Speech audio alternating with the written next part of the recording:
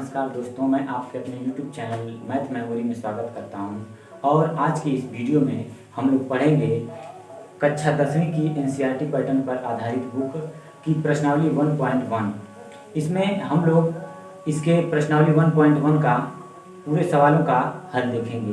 तो चलिए इसका पहला सवाल का हल देखते हैं। ये दे रखा है, प्रश्नावली 1.1 का पहला सवाल दे रखा है कि निम्नलिखित संख्याओं का HCF ज्ञात करने के लिए यूक्लिड विभाजन एल्गोरिथम का प्रयोग कीजिए। ये देखिए, मैंने किताब ले रखी है प्रश्नावली, ये हाई स्कूल की किताब ले रखी है। तो इसका पहला सवाल हल करते हैं। पहला सवाल दे रखा है यहाँ पर कि 135 और 225 का HCF ज्ञात कीजिए। HCF हम लोगों को इसका फाइंड करना है और यूक्लिड विभाजन प्रमेयिका से इसको लगाना है। तो आइए इसको हल करते हैं। तो यूक्लिड विभाजन प्रमेयिका में जैसा कि हम लोग जानते हैं, यूक्लिड विभाजन प्रमेयिका एकदम सेम संबंधित है भाग विधि से, HCF निकालने की भाग विधि से। तो इधर HCF निकालने की भाग विधि देखेंगे, इधर यूक्लिड विभाजन की प्रमेयिका देखेंगे। तो यहाँ पर देखिए 225 और 135, तो इसमें से जो संख्या छोटी होगी, 135 छोटी है, 225 बड़ी है, तो 225 में 135 का भाग देंगे तो 135 डिवाइडेड बाय 225। इसमें देखेंगे तो यहाँ पर एक बार भाग जाएगी, तो 135 135, तो यहाँ पे आ जाएगा 0 और यहाँ पे 12 होगा, तो 12 में से 3 घटाएंगे तो बचेगा 9। इसको यूक्लिड विभाजन प्रमेयिका में स्टेप 1 लिख लेते हैं कि 225 बराबर 135 गुणे 1 प्लस 90। अब इसका दूसरा स्टेप करेंगे तो एक 90 से भाग देंगे 135 में, तो 90 कम 90 यहाँ पर और बचेगा 5, और यहाँ पर 13 में से 9 घटाएंगे तो 4 बचेगा। इसको दूसरा स्टेप में लिख लेते हैं यूक्लिड विभाजन प्रमेयिका में। तो क्या होगा कि 135 बराबर लिखेंगे 90 गुणे 1 प्लस 45, 90 गुणे 1 प्लस 45। अब क्या करते हैं, इसका तीसरा स्टेप लेते हैं। तो 45 से भाग देंगे 90 में, तो 45 गुना के 90, ये पूरा भाग की प्रक्रिया समाप्त हुई और रिमाइंडर 0 बचा। तो क्या करेंगे, तीसरा स्टेप में लिखेंगे इसको कि 90 बराबर 45 गुणे 2 प्लस 0। और जैसे ही ये यहाँ पर रिमाइंडर शेष बचता है, रिमाइंडर 0 बचता है, वैसे ही यूक्लिड विभाजन की प्रक्रिया समाप्त होती है और हम लोगों का यहाँ पर HCF जो आया है, इसको क्या बोले, यानी कि HCF जो आया है ये 45 आ चुका है। ये आपका आंसर होगा। तो चलिए बढ़ते हैं अगले प्रश्न की ओर कि अगला प्रश्न क्या दे रखा है। तो चलिए दूसरा प्रश्न देखते हैं। दूसरा प्रश्न दे रखा है 196 और 38,220 का HCF फाइंड करना है। HCF ठीक, तो 196 से 38,220 में भाग देना पड़ेगा। तो इधर भाग विधि लगाते हैं, भाग विधि, और इधर लगाते हैं यूक्लिड विभाजन प्रमेयिका इसको लगाते हैं। तो इधर 196 से 38,220 में भाग देंगे। तो यहाँ पर देखेंगे तो 38, यहाँ पे 196 का एक बार भाग जाएगा तो 196 होगा, घटाएंगे 12 में से 6 तो 6 बचेगा। यहाँ 7 यानी 17 में से 9 घटाएंगे तो 8 बचेगा। यहाँ बचा 2 और 2 में से 1 घटाएंगे तो 1 बचेगा, यानी फिर 2 उतार लेंगे यहाँ पे। फिर अब हमको भाग ले जाना पड़ेगा 9 बार, ठीक। तो 9 छके 54 और 9 नवा 81 और 5 86 होगा, तो 6 लिखेंगे, ठीक। और 9 एकम 9 और 9 और 8 17, यानी कि 1764। घटाएंगे यहाँ पर तो 12 में से 4 जाएगा तो 8 बचेगा, और यहाँ 15 में से 6 जाएगा तो 9 980 और यहाँ पर 17, ठीक, 17 में 17 घटाएंगे 0। अब यहाँ पर 0 उतार लेंगे। ठीक, अब देखते हैं कितनी बार भाग जाती है। तो यहाँ 5 से लेके आते हैं, तो 5 से 30 और 5 9 45 और 45 और 3 48 होगी और 5 एकम 5 और 4 9, यहाँ से पूरा पूरा भाग जाए। तो इसको यूक्लिड विभाजन प्रमेयिका द्वारा लिखेंगे तो एक ही स्टेप में लिख देंगे कि यहाँ पर 38,220 बराबर 196 गुणे 195 प्लस 0। और यहाँ पर पहले स्टेप में क्या हो जा रहा है, शून्य, तो यहाँ पर HCF 196 होगा, 196, क्योंकि 196 से पूरा पूरा भाग 38,220 में चली जा रही है। अतः यहाँ पर HCF जो होगा, महत्तम समापवर्तक होगा, वो 196 होगा। ठीक, चलिए बढ़ते हैं अगले प्रश्न की तरफ। तो तीसरा प्रश्न को हल करते हैं। ये रहा तीसरा प्रश्न, 867 और 255 का स्टेप ज्ञात कीजिए। तो क्या करेंगे, 255 से 867 भाग देंगे, तो 255 डिवाइडेड बाई 867। अब क्या करेंगे, यहाँ से 255 से यहाँ पर 3 बार भाग चली जाएगी, तो 3 × 5 = 15 होगा और 3 × 5 = 15, 1 16 और 3 × 2 = 6, 1 7, यानी 765। अब घटाते हैं, यहाँ से इंक्रीज करते हैं तो डिक्रीज करते हैं, तो यहाँ पर से 7 में से 5 घटाएंगे 2 और यहाँ पर होगा 0, यहाँ पर 1, यानी कि 102 रिमाइंडर बचा। तो यूक्लिड विभाजन प्रमेयिका से लगाएंगे दूसरा, यहाँ पर पहला स्टेप में यूक्लिड विभाजन प्रमेयिका लिखेंगे।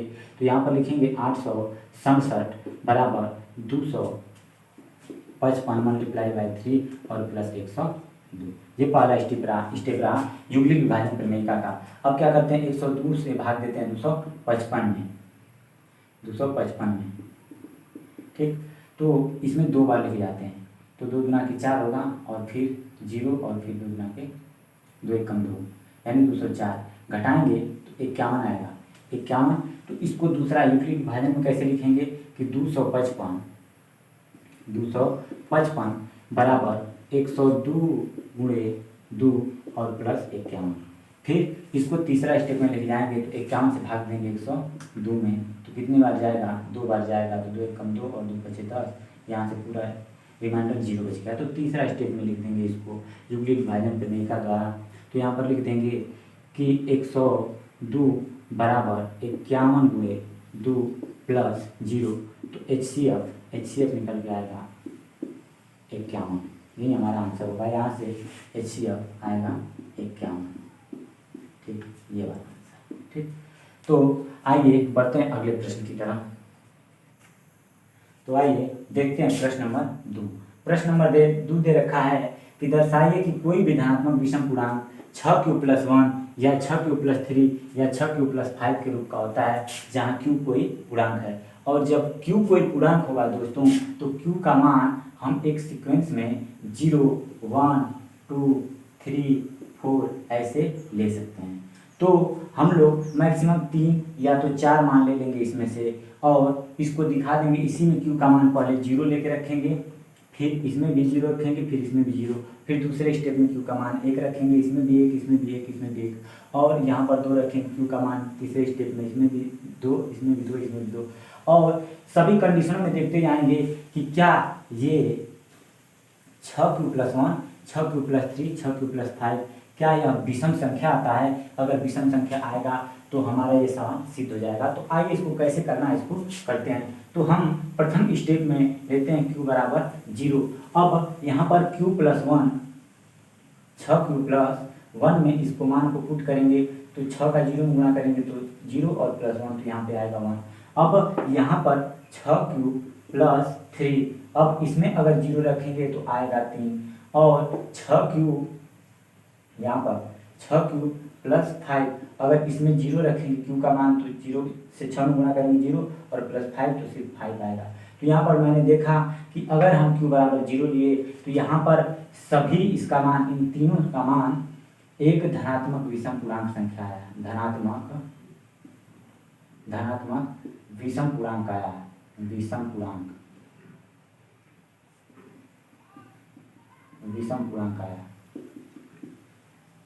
आया। अब दूसरे स्टेप में हम लोग करेंगे q बराबर 1 लेंगे और फिर इन तीनों मान रखेंगे। तो यहाँ पे रखते हैं 6q + 1, तो यहाँ पर 6 गुणे 1 + 1 तो कितना हो जाएगा, 6 कम 6 1 7 होगा, ये भी एक विषम पूर्णांक आया। अब 6 और यहाँ पर एक 6q + 5 था, इसको पहले लिख लेते हैं 6q + 3। हाँ दूसरा वाला यहाँ पर तो 6 गुणे 1 + 3 तो 6 कम 6 3 9 आया, ये भी एक धनात्मक विषम पूर्णांक है।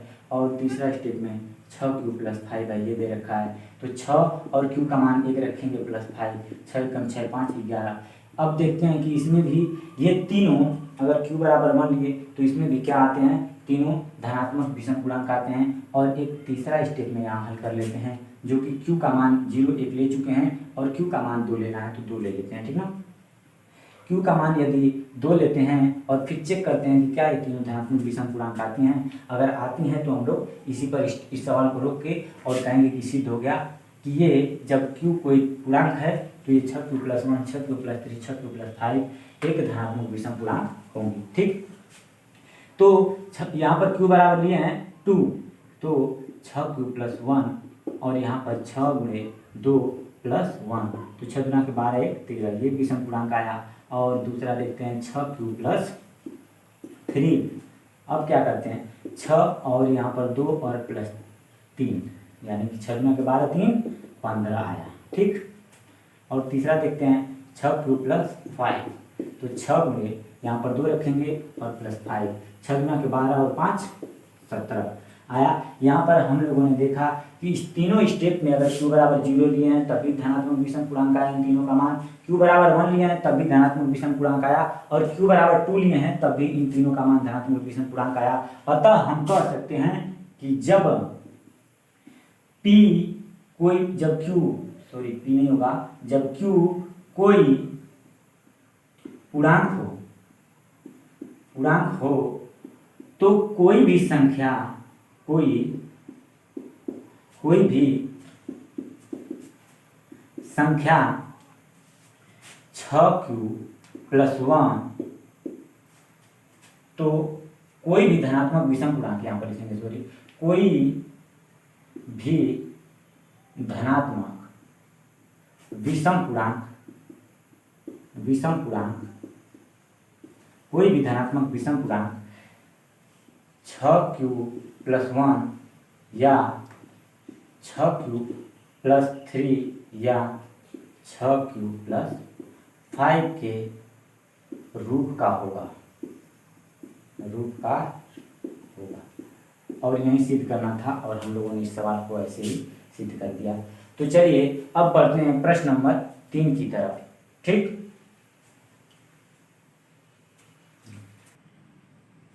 हाँ तो दोस्तों ये प्रश्न नंबर तीसरा दे रखा है, किसी परेड में 616 सदस्यों वाली एक सेना की टुकड़ी को 32 सदस्यों वाले एक आर्मी बैंड के पीछे मार्च करना है, मतलब कि मिलाना है, ठीक। दोनों समूहों को समान संख्या वाले स्तंभों में मार्च करना है। उन स्तंभों की अधिकतम संख्या क्या है जिसमें वे मार्च कर सकते हैं, ठीक। आइए इसको समझते हैं कि ये सवाल कह क्या रहा है और करना क्या है, ठीक। सवाल लगाना बड़ी बात नहीं होती है दोस्तों, सवाल को समझना बड़ी बात होती है। अगर सवाल समझ में आ गया तो सवाल लग जाता है, ठीक। तो यहाँ पर जैसे कि दे दिया 616 सदस्यों वाली एक आर्मी की टुकड़ी को 32 सदस्यों वाले एक आर्मी बैंड के पीछे मतलब वाले एक आर्मी बैंड के पीछे मार्च करना है। तो ठीक यहाँ से जो अधिकतम स्तंभों की संख्या आएगी वो 616 और 32 का HCF होगी, यानी कि 616 और 32 का मौसवा होगी।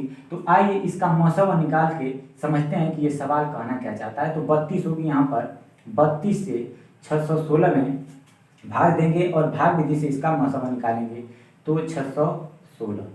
अब 32 से भाग देंगे यहाँ पर तो 32 दूना 64, यानी एक बार जाएंगे तो 32 लेके जाएंगे तो 32 से कम 32, ठीक। 11 में से यहाँ पर 2 घटाएंगे बचा 9, 5 में से 3 2, अब बचा यहाँ पर 96। तो 32 में अब 32 का भाग लेके जाते हैं इसमें 296 में, तो 32 यहाँ पर 3 बार लेके जाते हैं, यानी 3 बार नहीं लेके जाएंगे, 3 3 के 9 बहुत कम हो जाएगा। यहाँ पर हम लोग 9 दूना 18 और 9 3 27 28, यानी कि 9 बार लेके जाते हैं, ठीक। तो यहाँ से 9 दूना 18 और 9 3 27 और 27 1 28, ठीक। 16 में से 8 घटाएंगे 8 बचेगा और यहाँ 0 आएगा, ठीक। यानी कि यहाँ पर कुछ भी नहीं बचेगा, रिमाइंडर बचा 8। अब 8 से भाग देंगे 32 में, तो 8 चौको 32, रिमाइंडर 0, यानी कि HCF आ गया कितना 8। यानी कि हमको 8 स्तंभों में उन लोगों को क्या करना होगा, मार्च करना होगा। अतः इसको समझते हैं कि 8 स्तंभों में कैसे मार्च करेंगे।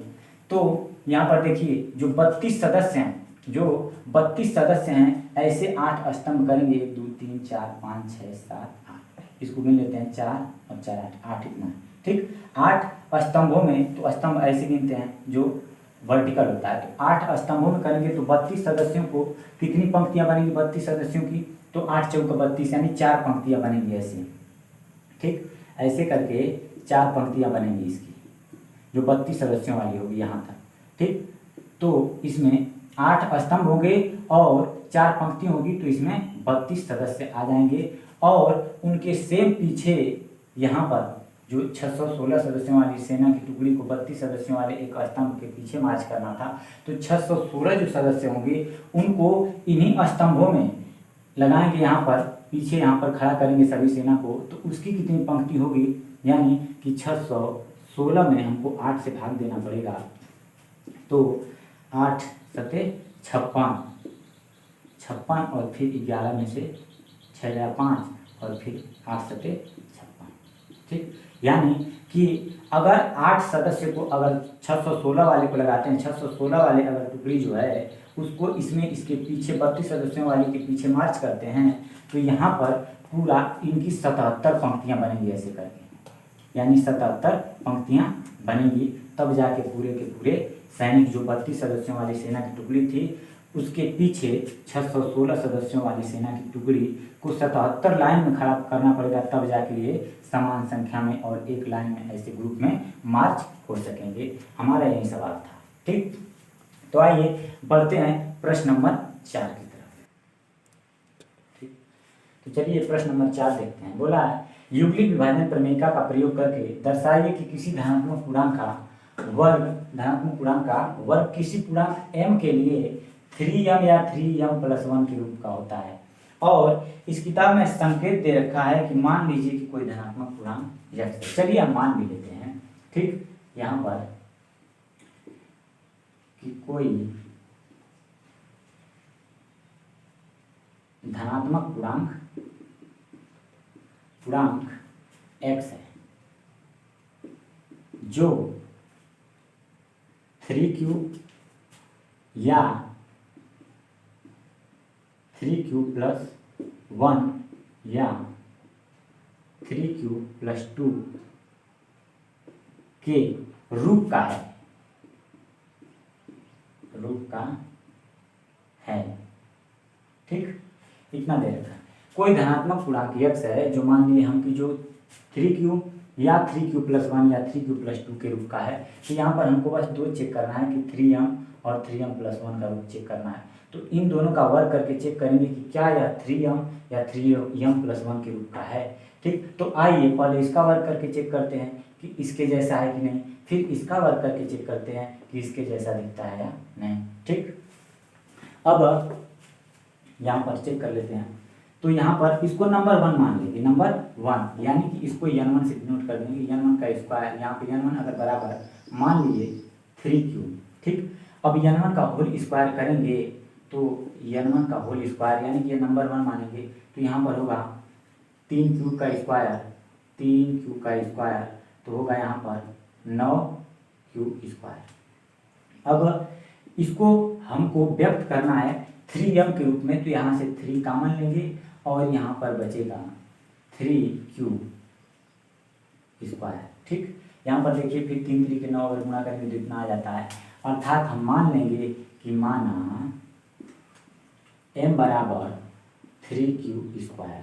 तो अगर इसके स्थान पे m रखते हैं तो यहाँ पर देखते हैं कि ये जो संख्या n1 थी यानी कि 3q थी, इसका वर्ग जो है 3m के रूप का है, ठीक। आइए ये तो चेक हो गया। अब इसको भी चेक कर लेते हैं, जो दूसरा था ये 3q+1 था, इसको मान लेते हैं नंबर टू यानी कि दूसरी संख्या, यानी कि ये दे रखा है 3q+1। अब इसका भी स्क्वायर करते हैं, n2 का स्क्वायर करते हैं तो होगा 3q+1 का होल स्क्वायर। अब यहाँ पर सूत्र लगाएंगे a+b का होल स्क्वायर, तो a+b का होल स्क्वायर अगर आप कक्षा 10 में पढ़ रहे होंगे तो आपको याद होना चाहिए, ठीक, कि a+b का होल स्क्वायर क्या है।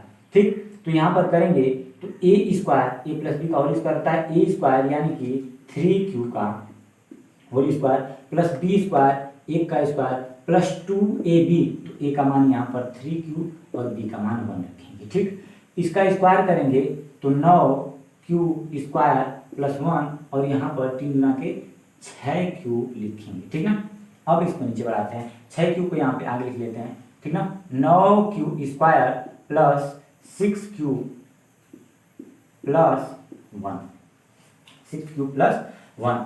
अब इसमें से देखते हैं, ध्यान से देखिए जरा, इसमें से 3q कॉमन है या 3 सिर्फ कॉमन लेंगे इसमें से, क्योंकि हमको इसको व्यक्त करना है 3m+1 के रूप का, तो यहाँ से 3 कॉमन लेंगे, तो 3 कॉमन लेंगे तो कोष्टक में बचेगा हम लोगों का, दिख रहा है यहाँ पर 3 कॉमन लेंगे तो यहाँ पर 3q बचेगा, 3q² और यहाँ पर 2q और +1। यहाँ पर हम मान लेते हैं इसको कि ये m के बराबर है, 3q² + 2q बराबर अगर मान लें कि m हो, तो अगर इसके स्थान पे m पुट करते हैं तो इसको इसका रूप कुछ ऐसे देखने को मिलेगा, यानी कि 3m+1।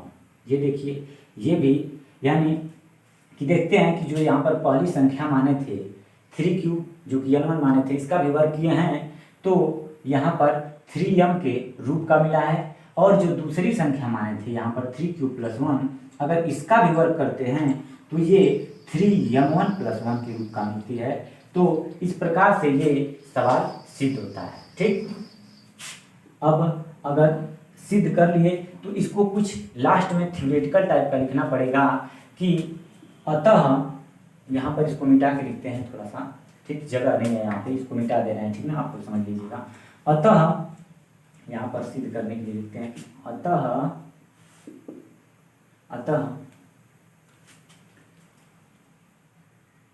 कोई संख्या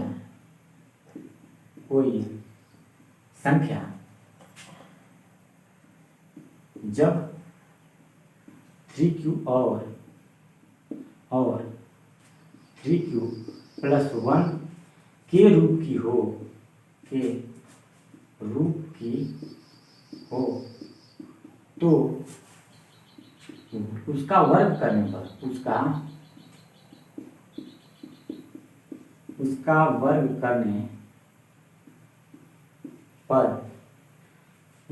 करने पर वह 3m या 3m+1 के रूप की होगी।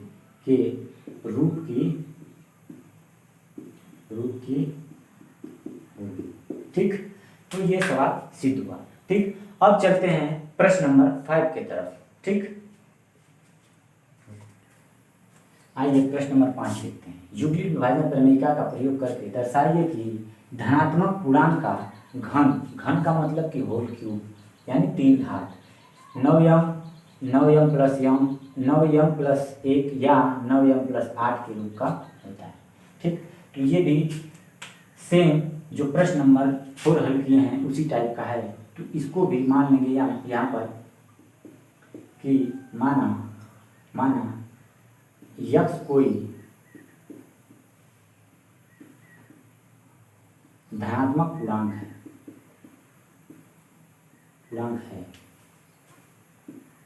तो यह 3q या 3q+1 या 3q+2 के रूप का हो सकता है,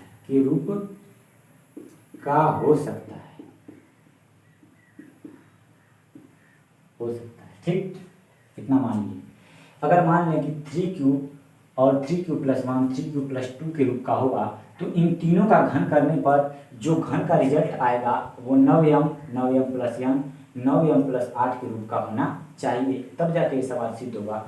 तो आइए इसको मानते हैं नंबर 1 संख्या, इसको नंबर 2 और इसको नंबर 3, यानी कि इसको n1 से डिनोट करते हैं 3 क्यूब को, और इसका घन करके देखते हैं। पहले स्टेप में दोनों पक्षों का घन करेंगे, दोनों पक्षों का घन करने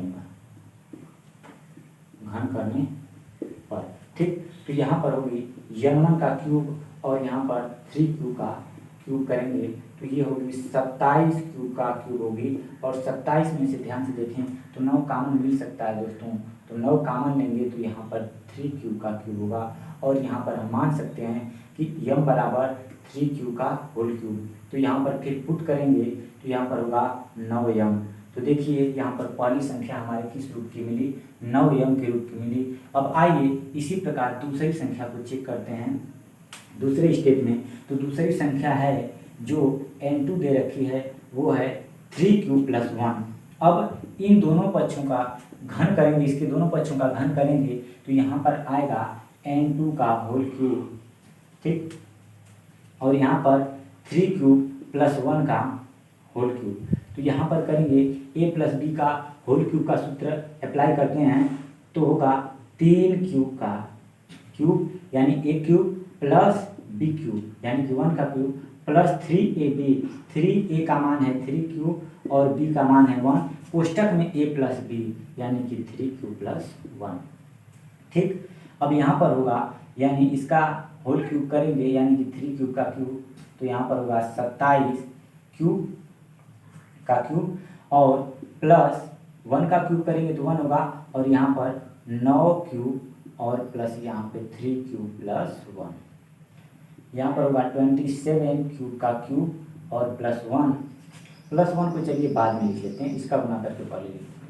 तो यहाँ पर 9 3 27 क्यूब स्क्वायर होगा, 27 क्यूब स्क्वायर और प्लस 9 क्यूब ठीक, और लास्ट में लिख लेते हैं +1 ठीक। यहाँ पर फिर समझ लीजिए कि 9 क्यूब का इस कोष्टक वाले में गुणा करेंगे तो 9 3 27 क्यूब स्क्वायर और 9 क्यूब का एक में गुणा करेंगे तो 9 क्यूब लिखेंगे, और ये वाला 1 सेम लास्ट में उतार देंगे ठीक।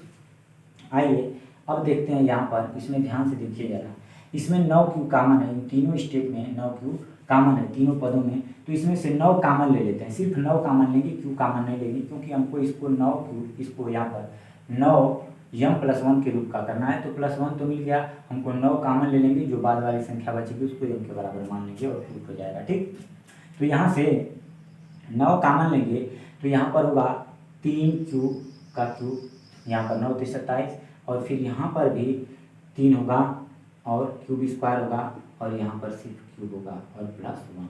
और ये वाली जो कोष्टक वाली संख्या है दोस्तों, इसको m के बराबर मान सकते हैं। तो माना m बराबर अगर मान लिए कि 3 क्यूब का क्यूब और यहाँ पर 3 क्यूब का स्क्वायर प्लस क्यूब, तो अगर यहाँ पर इसके स्थान पर m पुट कर देते हैं तो देखते हैं कि 9m+1 के रूप की ये संख्या दिखती है ठीक, दूसरी वाली संख्या। इसी प्रकार चलिए हम लोग तीसरी वाली संख्या को देखते हैं, यानी जिसको m3 मान के लगाएंगे तो इसको मिटा देते हैं, इसको मिटा देते हैं और फिर से समझते हैं इधर से ठीक।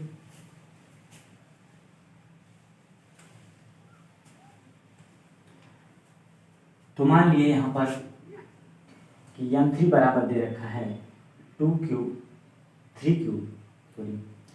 क्यूब+2 और इसके दोनों पक्षों का हर वर्ग घन करेंगे तो n क्यूब का क्यूब होगा और 3 क्यूब+2 का क्यूब करेंगे, और इसको हम लोगों को सिद्ध करना है, फिर मिटा देते हैं ठीक। और इसको सिद्ध करना है हमको कि ये 9 क्यूब+8 के रूप का हो, तो इसका करेंगे तो 27 क्यूब का क्यूब होगा, a cube plus b cube, तो 2 का क्यूब करेंगे तो 8 होगा प्लस 3ab।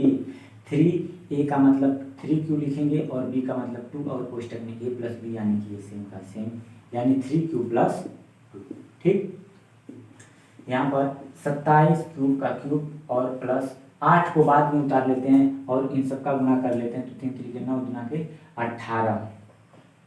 18 क्यूब और कोष्टक में 3 क्यूब प्लस 2 और प्लस 8 बाद में उतार लेते हैं। ठीक, अब 18 क्यूब का इसमें गुणा कर देते हैं तो होगा 27 क्यूब का क्यूब और क्यूब प्लस यहाँ से 18 3 54 क्यूब का स्क्वायर और 18 गुना के 36 क्यूब और प्लस 8।